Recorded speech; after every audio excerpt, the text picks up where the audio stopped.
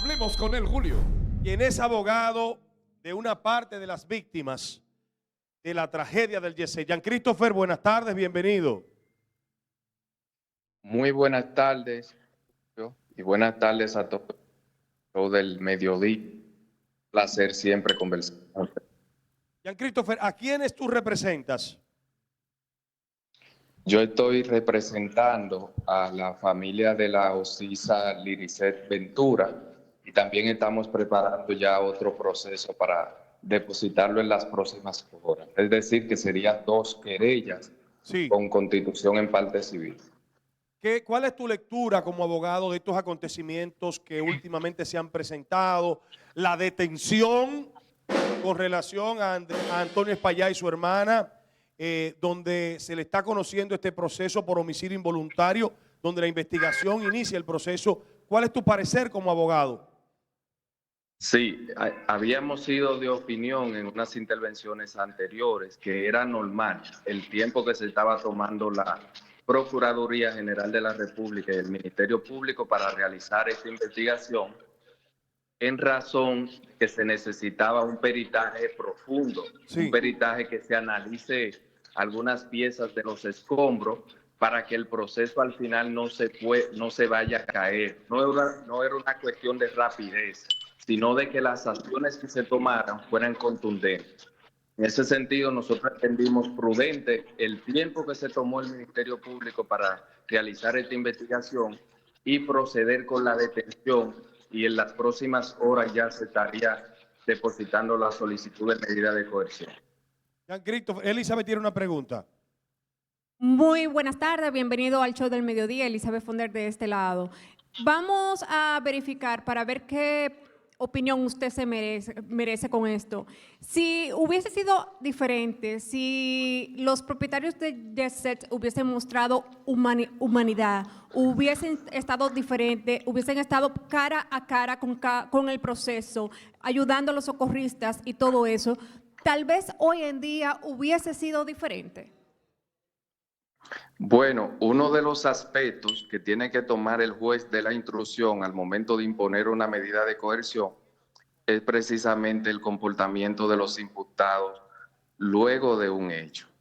Pero también influiría no solo si este imputado representa un peligro de fuga o si tiene arraigos suficientes que le permitan mantenerse en el proceso, sino también la intención de obstruir la investigación del Ministerio Público, que va a ser un elemento fundamental al momento del juez decidir si la medida de coerción va a ser prisión preventiva o si va a ser cualquiera otra de las medidas menos gravosas. En este caso, ha planteado ya el Ministerio Público que el imputado tenía intención de obstruir la investigación del Ministerio Público y también de intimidar testigos, y el juez que conozca esta medida estará obligada a evaluar este punto. Tío, yo quiero hacerle una pregunta eminentemente técnica desde el punto de vista estructural que se ha hecho, una investigación que seguramente usted tiene conocimiento de esto. ¿Es vinculante con la situación que estamos tratando respecto a la caída del techo de Jet Set? Repita la pregunta, que no se escuchó. Le vuelvo a reiterar que si es vinculante la investigación estructural que se ha hecho sobre el techo de Jet Set, que supuestamente, pongo entre comillas, se dio ante el peso de las estructuras que se habían construido encima del techo.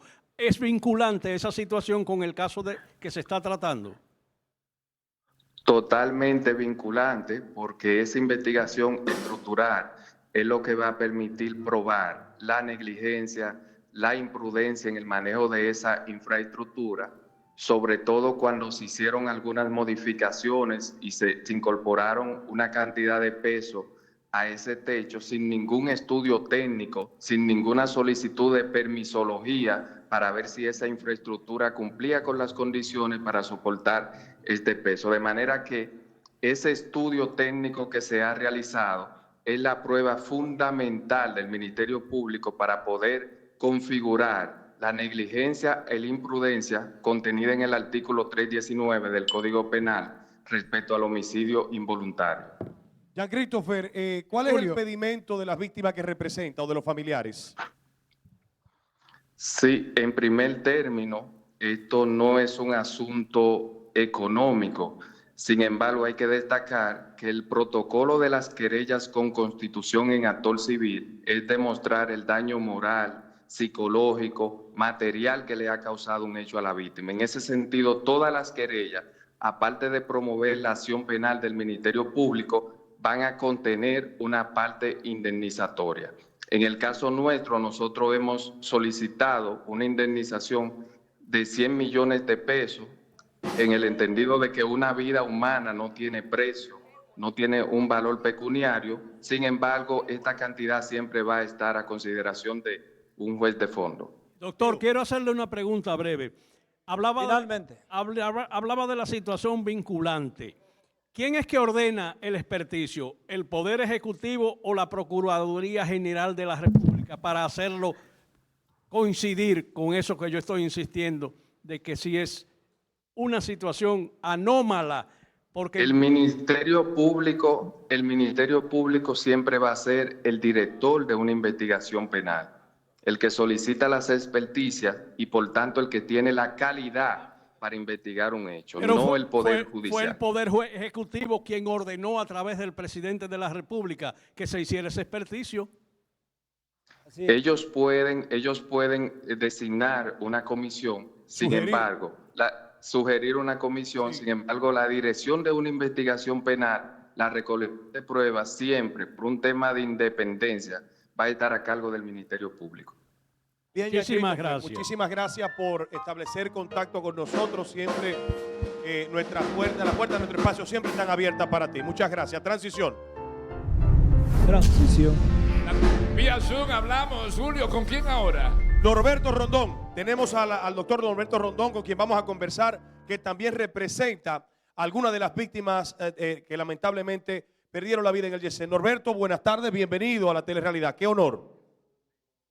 Gracias, buenas tardes. Tal como has dicho, en el día de hoy nosotros hemos depositado una querella con constitución en actor civil en contra del señor Antonio Espaillat, de la señora Grecia López y de la señora Maribel Espaillat de Veras por la violación del artículo 319 del Código Penal y el artículo 28 de la Ley 479-08 sobre sociedades comerciales, y reclamando daños y perjuicios en aplicación del contenido de los artículos 1382, 1383 y 1386 del Código Civil, porque resulta que en la conocida y lamentable tragedia del Jet Set, pues perdió la vida la señora Ruth Elisa Seijas Jerez de Saldaña, y a nombre de cuyo esposo e hijo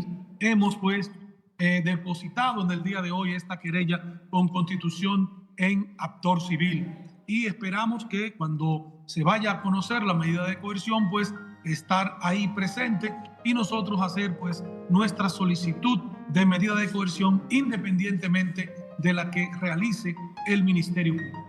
Norberto, ¿cuál es tu lectura con relación a esta situación que está aconteciendo con relación a Antonio Espaillat? Tú dices que van a estar allí presentes al momento de la lectura de la medida de coerción, o cuando se imponga, inmediatamente pues ustedes van a someter la querella que tienen. ¿Cuál es tu lectura con relación a esto?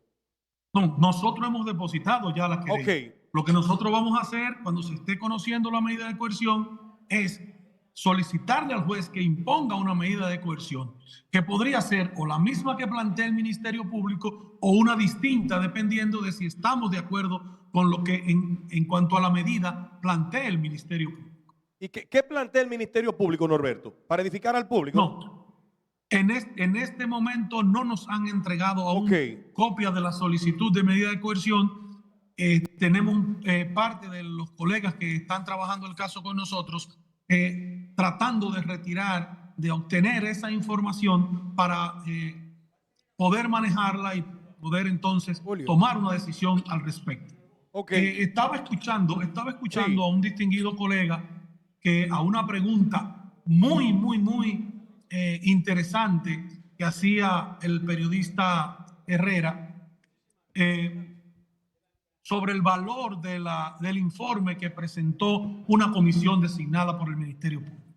Eso no es exactamente como el colega lo planteó, difiero de él, porque lo primero es que el Poder Ejecutivo no tiene calidad para designar una comisión de peritos. Eso simplemente lo hace un presidente o que quiere encubrir un caso o que tiene un desconocimiento absoluto de la norma procesal penal. El artículo 204 y siguientes del Código Procesal Penal establece que en la fase de investigación de cualquier hecho penal, quien designa los peritos es el Ministerio Público y que las víctimas querellantes constituidas en actores civiles pueden, como lo estamos haciendo nosotros, solicitando que se designe, se juramenten esos peritos y que se nos permita a nosotros aportar nuestros propios peritos para que dictaminen por separado de los peritos que designe el Ministerio Público. Porque los peritos tienen que tener algo que se llama calidad habilitante. Es decir, esa gente que son extranjeros no tienen un S4 para ejercer en República Dominicana. Esos peritos no van a poder en un juicio de fondo ser sometidos a un interrogatorio directo o a un contrainterrogatorio porque no residen en la República Dominicana. En el caso de los que son de la República Dominicana, de los peritos, entre comillas, que designó Luis Abinader, lo primero es que la ONASBIE, según su decreto de creación, no tiene facultad para realizar peritajes de este ni de ningún tipo. Es una entidad que su función es revisar la sismoresistencia de las edificaciones públicas y privadas y hacer las recomendaciones del lugar en cada caso.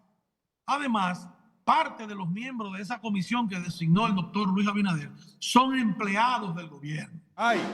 Y cáiganse para atrás.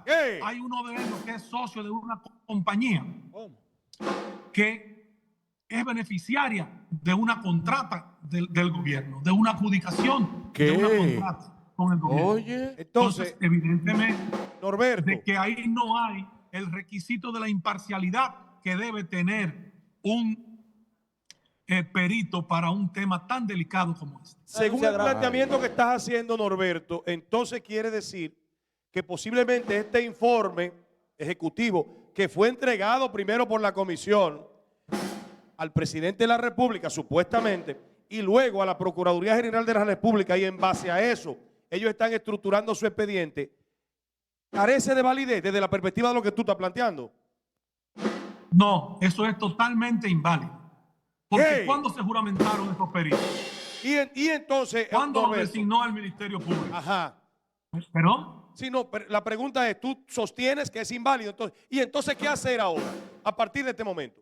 Bueno, el Ministerio Público, el Ministerio Público tiene que designar unos peritos, tiene que juramentarlos, saber que tengan la calidad habilitante por estudios hechos en el país o en el extranjero, que no tengan vinculación con ninguna de las partes. Ese es el punto. Y permitirle a los querellantes y actores civiles que puedan también sugerir sus peritos para que dictaminen o conjuntamente con los que designa el Ministerio Público o por separado. O sea que los trabajos que han hecho los actuales peritos no tiene validez ninguna. No sirven. No, cualquier abogado mínimamente preparado, y los abogados del señor Espaillat son abogados muy duchos porque los conozco a los tres, he litigado con los tres, unas veces del mismo lado, otras veces en contra, sobre todo Miguel Valerio, que es un gran abogado, saben que si no se cumple con esos requisitos, esa prueba entonces es una prueba ilícita y no podría ser incorporada al proceso. Ese informe solo sirve para tratar de dañar el proceso. O para que el presidente escuche una versión de lo que sucedió, que viniendo de empleados de él, probablemente se ajusten a sus deseos y a los deseos de sus amigos. Colega. Eso es grave. Colega abogado, al escucharle, sí, es ahí cuando yo digo que la justicia dilatada es justicia denegada. Yes. Se está dilatando la justicia en ese peritaje, colega abogado. Norberto, ¿Y qué hacer haciendo entonces, el Norberto? en el planteamiento que has aportado en este momento, ¿tienen los querellantes, en este caso 35 en total, si decidiesen colocar peritos independientes para que conjuntamente con los peritos que nombra el Ministerio Público, si así lo requiriera el caso, nueva vez, ellos pudieran también Que intervenir? lo requiere el caso, que lo requiere el caso. Norberto. Sí, es necesario hacerlo. Es obligación de cualquiera que se sienta comprometido con la causa de su cliente hacerlo. De hecho, nosotros en la querella que depositamos hoy en la mañana lo solicitamos formalmente ¿Y por qué al no, Ministerio Público. por qué no han detenido eso, Norberto? ¿A quién le corresponde? ¿A qué entidad le corresponde detener ese proceso, sí, ese procedimiento y volver a empezar? Perdón. ¿A quién le No, correspondería? no es volver a empezar. La investigación está abierta y hay un plazo de 6 meses a partir de la medida de coerción para que el Ministerio Público presente un acto conclusivo, sea una acusación, sea una solicitud de archivo o un juicio penal abreviado, etcétera. Julio, Bien, dime Julio. Juan María, finalmente. buenas tardes, Norberto. Sí. Por la cantidad de querellantes y por las explicaciones jurídicas que has dado, ¿hay las condiciones para que este caso pueda ser declarado complejo? Bueno, debe serlo, sobre todo si partimos de lo que ha sido la conducta del Ministerio Público en casos graves, pero menos graves que este, como es el caso de la explosión, de las explosiones en San Cristóbal, en donde el caso fue declarado complejo y donde el Ministerio Público pidió prisión preventiva de 18 meses para los propietarios de la recicladora de plástico. Recicladora de plástico que estaba cerrada desde el 1 de marzo y la explosión fue el 14 de agosto del año pasado. Bien, queremos agradecerle a Norberto que haya compartido con nosotros estas informaciones. Son sumamente interesantes, un punto de vista distinto de lo que es este proceso y le estamos dando seguimiento a este caso. Gracias, Norberto. Transición. Gracias.